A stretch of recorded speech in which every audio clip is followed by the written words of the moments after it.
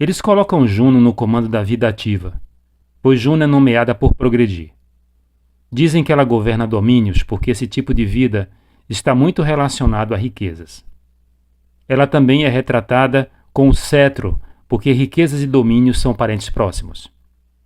Dizem que Juno tem a cabeça velada, porque todas as riquezas estão sempre escondidas. Eles a escolhem como a deusa do nascimento, porque as riquezas são sempre produtivas e às vezes abortivas.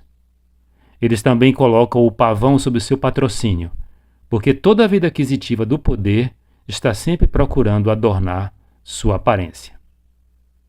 Fulgêncio, mitologias.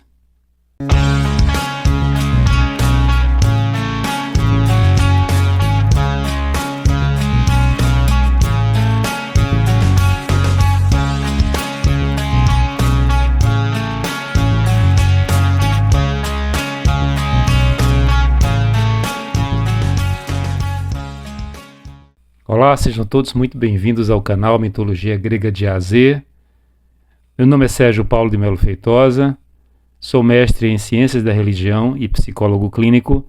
Um prazer poder estar aqui mais uma vez trazendo conteúdos relacionados à mitologia grega, e nós estamos dando continuidade aos conteúdos relacionados à deusa Hera. Estamos hoje começando o assunto que é mais comum quando se pensa na divindade, é o assunto que sempre é encontrado na maioria de textos que a gente pode encontrar na internet ou em resumos de mitologia, talvez conteúdos mais aligeirados sobre o tema, que é o ciúme, a perseguição e o zelo excessivo, extremado, que a divindade foi retratada em grande parte por responsabilidade do Homero. Então hoje a gente está trazendo aqui esse conteúdo, né, que é um conteúdo extenso. Então a gente vai fazer uma introdução entre 3 episódios. Eu encontrei 20 situações na mitologia grega que a gente pode pontuar desde os menos complexos para os mais complexos. Quando eu falo de complexidade, eu falo de conteúdo de fontes, né? Porque na medida em que a gente foi avançando no tempo, infelizmente muita coisa se perdeu. Foi algo que eu tinha inclusive comentado lá atrás, quando eu comecei a fazer o conteúdo ainda nesse canal há cerca de, acho que de quase 2 anos atrás, né? Então esse canal já tem um certo tempo. Aliás, estamos nos aproximando a centésimo vídeo, né? Esse é o 99º vídeo. Então, no próximo conteúdo a gente vai chegar ao 100º vídeo. E aí lá atrás eu já falava disso, né? Mas que não diz respeito apenas à questão da deusa Hera, mas da mitologia grega em geral. Muita coisa foi perdida, muita coisa foi destruída, né? Muita coisa foi assimilada, e a gente sabe que são conteúdos que estavam associados à tradição oral. Então, nessa dita oralidade, muita coisa acabou se perdendo. Mas dentro daquilo que a gente pode pesquisar, vou trazer aqui para todas as pessoas, né? Então acabei me debruçando em cima de vários textos antigos, né? No caso aqui, por exemplo, do Fulgêncio. O Fulgêncio, ele é um autor tardio, ele é um autor já do período cristão, é do 5º ou 6º século, mas ele ainda estava no período em que havia muita crença dentro do Império Romano ainda em relação às divindades, e ele fala, como todo mundo percebeu aqui, em relação a Hera como se fosse Juno. A gente sabe que os romanos eles tinham uma divindade que era Juno, que ela foi muito identificada a deusa Hera. Então em algum momento aqui pode acontecer desse período de que a deusa Hera seja retratada como a deusa Juno, ainda que Juno fosse uma outra divindade, e que vai obviamente ser assimilada pela deusa Hera, porque os romanos adoravam os gregos, né? Eles na verdade, eles adoravam, de uma certa maneira, captar as outras tradições culturais com as quais eles travavam, e eles traziam seu maior problema para a sociedade deles. Então a gente vai encontrar essa situação do Fulgêncio chamando... exatamente, o Fulgêncio é o livro 2 de mitologia, tá? Então a gente vai encontrar ele falando de Hera como se fosse Juno. Então eu encontrei 20 situações, ou podemos traduzir para 20 personagens, ou porque 2 desses estudos estão relacionados a povos em si, né? Os tebanos e os troianos, mas a lista vai ser grande, então possivelmente eu não vou conseguir fechar esse conteúdo que eu estou trazendo hoje como apresentação, em relação, obviamente, a uma... Talvez a apresentação fique aqui apenas nesse conteúdo, né? Mas entrar em mais detalhes mesmo, talvez a gente precise de uns 3 ou 4 gravações. Eu, como não tenho pressa, né?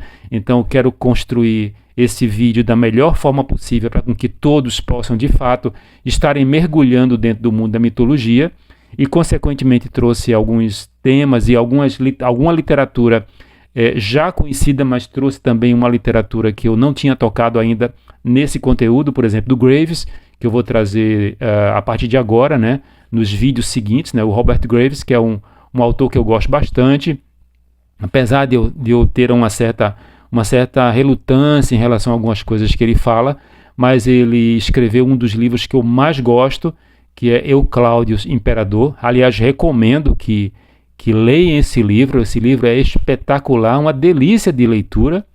E eu vou trazer o Graves, porque o Graves ele acabou também se debruçando sobre mitologia, tá? Vou trazer o nosso querido Junito Brandão, como sempre trago, a Odisseia, a Ilíada em especial, e aí eu vou pontuar depois aqui todas as situações em que Hera está envolvida com perseguição, com ira, né? Então nós vamos trazer aqui hoje a ira de Hera em relação a alguns personagens, para que a gente possa, de fato, abarcar também esse lado, que a gente não pode deixar de lado, né? Então, de fato, ela foi retratada com essa situação, essa condição. E o que significa isso, né? Porque a gente observa, por exemplo, no hino órfico aqui, que eu vou ler agora. Então, observe o que é que o hino órfico fala, tá? Aliás, um dos hinos órficos desse hino órfico aqui é o hino órfico 16. Ele diz assim: ó real Hera, de semblante majestoso, de forma aérea divina, rainha abençoada de Zeus, entronizada no seio do ar cerúleo, a raça dos mortais é o teu cuidado constante. Os ventos refrescantes que eles mesmos inspiram, que nutrem a vida, que toda a vida deseja. Mãe das chuvas e vento, de ti somente produzindo todas as coisas, a vida mortal é conhecida. Todas as naturezas compartilham teu temperamento divino e o domínio universal somente é teu. Com rajadas sonoras de vento, o mar agitado e os rios agitados rugem quando sacudidos por ti. Vem, Deus abençoada, famosa rainha toda poderosa, com aspecto gentil, alegre e serena. Não se encaixa muito naquilo que tradicionalmente se imagina de Hera, né? Mas no caso aqui desse hino órfico, está retratando a divindade exatamente como isso. Então, o que significou, por exemplo, e eu vou trazer, obviamente, o que significou essa mudança da personalidade da deusa Hera no decorrer do tempo em relação a essa figura perseguidora, que nós não podemos negar, que nós não podemos fechar os olhos em relação àquilo que os autores antigos retratam. Bom, então, eu quero dar boas-vindas a vocês, né? Você que está chegando aqui agora. Se você chegou aqui por alguma recomendação do YouTube, seja muito bem-vindo. Então, você está no canal Mitologia Grega de A a Z. Se você não é inscrito, vou pedir que você se inscreva. Se você se inscrever e souber de alguém que gosta do conteúdo de mitologia, convide essa pessoa, convide seu amigo para que chegue até aqui o canal. Então, vai ser um prazer contar com a sua presença, a presença de um conhecido seu. Então dê o seu like, ative as notificações, porque todas as vezes que eu publicar algum conteúdo, então você vai ser notificado. Eu quero deixar aqui um abraço para 3 pessoas que são pessoas muito especiais nessa minha caminhada em relação à mitologia grega, que são as minhas primeiras alunas em grupo de estudo de mitologia, ainda em 1990. Que tive o prazer, 2 as últimas, de encontrar, ou fui encontrado, na verdade, no Instagram, E a gente acabou trocando o número de telefone, então elas estão fazendo hoje em dia parte da minha lista telefônica, né? Então quero deixar aqui um abraço para a Josefina, né? As três são psicólogas, né? Então a Josefina, quero deixar aqui um abraço para você, Josefina. Quero deixar um abraço também para a Luciana Absalão, querida Luciana, também psicóloga. Aliás, as três são do Recife, e a Sandra Vanderlei, que são três figuras maravilhosas que eu tive o prazer agora, recentemente, semana passada, de reencontrá-las, e agora estão inscritas aqui no canal e estão fazendo parte agora do nosso grupo, né? Que já está se aproximando de mais de quase 1.050 inscritos. Um abraço para todos. E deixei também um abraço para todas as pessoas inscritas e as pessoas que têm assistido o nosso conteúdo aqui. Fico muito feliz com a presença de todas. Bom, então vou fazer aqui uma leitura rápida do conteúdo que a gente vai tratar a partir de agora, né? Volto a dizer, em episódios partidos, né? Então eu vou agrupar esses conteúdos talvez entre 3 ou 4 personagens, talvez 5. Alguns já foram tocados de uma certa forma a partir do conteúdo de Zeus. Só que agora, porque muitos dos conteúdos de Hera estão relacionados a Zeus e vice-versa, então agora a gente vai inverter, a gente vai olhar o outro lado da moeda, né? Eu não vou, no caso de alguns personagens que sejam personagens heróicos, é a mesma preocupação que eu tinha falado quando eu tinha comentado sobre os prediletos da deusa Hera. Eu não vou entrar profundamente no tema herói, porque o tema herói ele exige realmente conteúdos e conteúdos e conteúdos, então eu vou pincelar, vou comentar, ainda que todo mundo sabe, já percebeu como é que é meu estilo, então eu entro com um pouco de profundidade em relação ao personagem, como se fosse uma degustação, mas também, por outro lado, eu não vou deixar de comentar coisas que estão relacionadas a esses personagens, tá? Bom, então, dentre essas 20 situações que eu encontrei, são 20 mesmo, tá? Então, 2 eu encontrei relacionados a 2 povos, né? Aos tebanos e aos troianos. Então, Hera, na mitologia, ela pune os tebanos de uma forma. A punição mais famosa que a gente encontra na mitologia é quando Hera liberou Fix, que é a esfinge, para com que provocasse todo um morticínio na cidade. Vou entrar em detalhes depois em relação a isso. E nós temos também o caso dos troianos, que a gente já tinha comentado no conteúdo sobre Aquiles, né? Quando ela foi preterida no julgamento por Paris, e Paris um príncipe troiano, então ela acaba desenvolvendo um ódio muito grande aos troianos. 2 situações bem distintas, tá? Então, uma delas relacionada a um dos atributos dela. E a outra foi, pura e simplesmente, como a gente observa, ela foi preterida e a partir daí ela desenvolve um ódio em relação aos troianos. Então, alguns personagens que eu vou relatar agora, tirando, obviamente, essa situação dos troianos e dos tebanos, alguns não são tão lembrados ou mesmo até conhecidos do grande público, mas eu vou trazer aqui todos eles, né? Então, primeiramente, eu vou trazer o personagem Lado. Lado, ela é a esposa de Órion, que é o caçador, né? Órion que está no céu, né? A constelação de Órion. Há um grupo de mulheres que são as Proétides. Elas são filhas de um herói chamado Proitos, tá? Sim, uma das grandes referências, uma das referências mais constantes que eu vou trazer aqui de literatura clássica vai ser do Pseudo-Apolodoro. Eu consegui recentemente toda a obra do Pseudo-Apolodoro e eu vou trazer aqui para nós. A obra é maravilhosa, então eu tive o prazer de localizar essa obra. Então, referência sempre, no caso, em alguns momentos, do Pseudo-Apolodoro. Tem também um casal que eu acabei agregando na verdade, entre uma situação só, mas seriam 2, né? Que é o Politecnos e Aedon, que é um casal que vai ser punido por Hera por uma situação, né?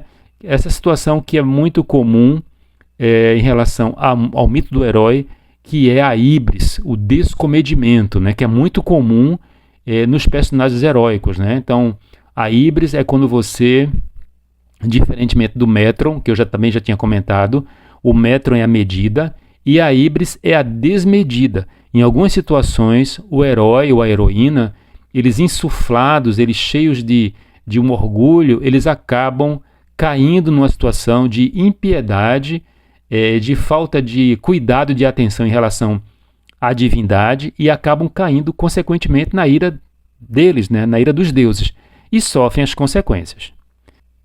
Tem a Gerana, e dentro da Gerana é mais ou menos parecido agora com o que eu tinha comentado com o Politecnos e a Edon. São duas personagens, a Oinoi e a Gerana, são duas personagens que fazem parte de um povo que eu não comentei ainda. Esse povo existe, que são os pigmeus, só que a mitologia também tem os pigmeus no sentido fantástico, né? Então são duas personagens. Comentei também, entrando agora no quinto ponto, de Pélias. Não vou entrar em maiores detalhes, a gente comentou sobre isso, sobre o que aconteceu com Pélias, né? E Pélias acabou provocando a ira de Hera.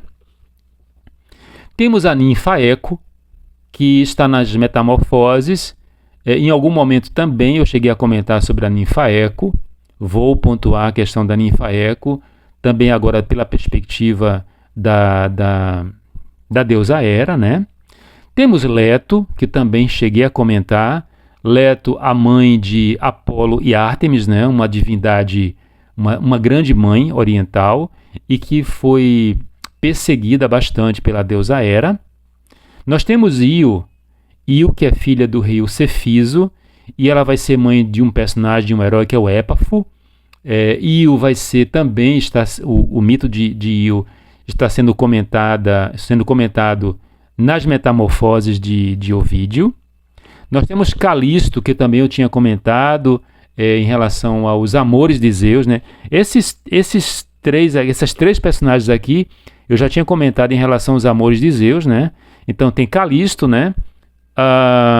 Que vai ser a mãe de Arcas, do herói Arcas, né? De onde vem a palavra Arcádia, também tinha comentado. Temos a filha de Asopo, que é uma ninfa chamada Egina, né? Ela vai ser a mãe de Eco. A Eco é o antepassado de Aquiles, né? Então Eco, ele vai ser o antepassado dos Mirmidões, que vão ser o povo do qual vai povoar o lugar onde eles moravam. O Aquiles, ele tinha o seu exército, que era dos Mirmidões. Aquiles chegava a ser neto, ou talvez bisneto, se não estou enganado, acho que chegava a ser neto de Eco. Eco vai ser considerado o mais justo dos homens, dos seres humanos, o mais justo dos gregos, e após sua morte ele vai ser levado ao mundo dos mortos, onde ele vai participar, ele vai ser um dos juízes do mundo dos mortos, né, o Eco. Nós temos um personagem que eu também cheguei a comentar nos Amores de Zeus, que é a Elara. Ela vai ser mãe de um herói que é o Títios. Pode observar que tem alguns personagens que não são tão conhecidos assim, tá? Mas mesmo assim eu vou, onde eu tiver fonte, onde eu tiver elementos para trazer aqui para o canal, então eu vou trazer. Então ela vai ser uma das perseguidas da deusa Hera.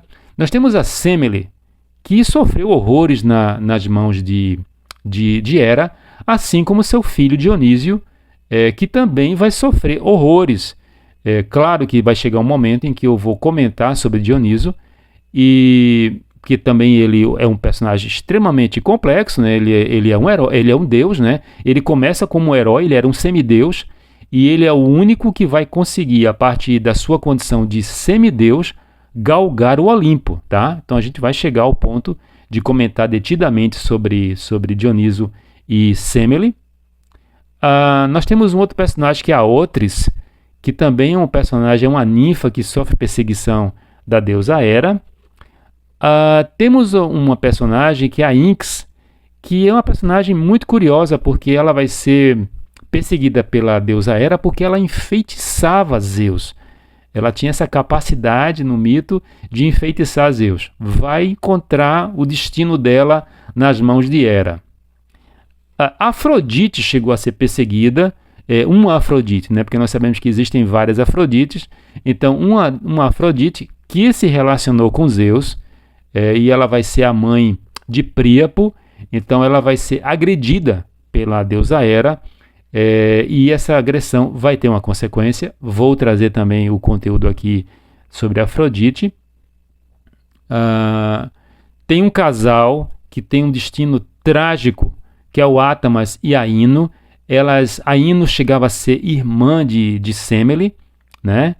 E vai acontecer uma tragédia nessa história toda, porque quando Semele quando ela morre, então Zeus tenta completar e completa a gestação de Dioniso na coxa, e quando Dioniso nasce, ele vai dar para com que esse casal cuide de Dioniso, e esse cuidado vai dar muito ruim para eles, por perseguição da deusa Hera.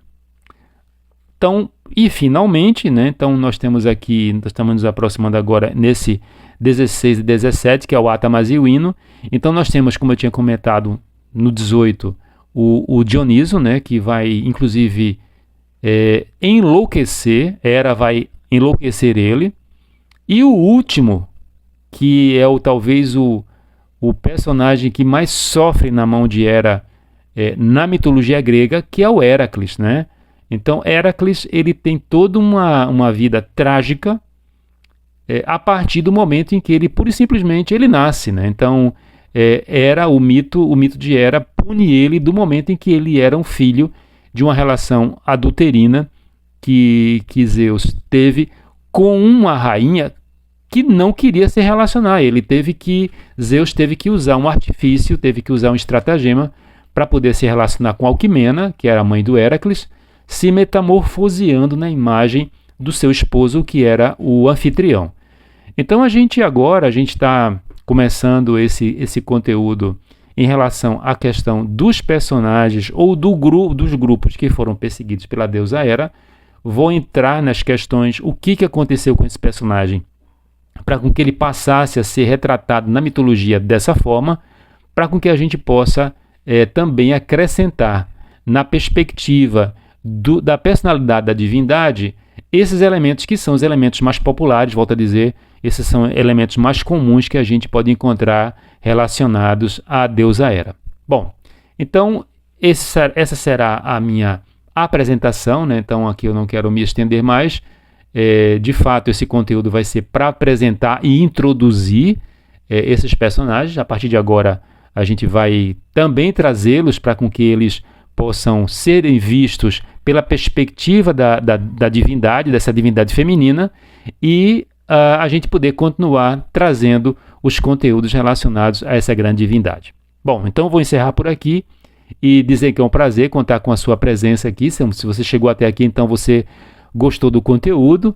Então, quero dizer que se você não se inscreveu ainda, se inscreva no canal, que você dê o seu like, que você ative as notificações, e se você souber de alguém que gosta desse tipo de conteúdo, traga aqui para o canal, que vai ser um prazer poder contar com a presença de todos. Então, a partir de agora, nós estamos trazendo os personagens que foram embarcados na ira da deusa Hera. Um forte abraço e até o próximo conteúdo.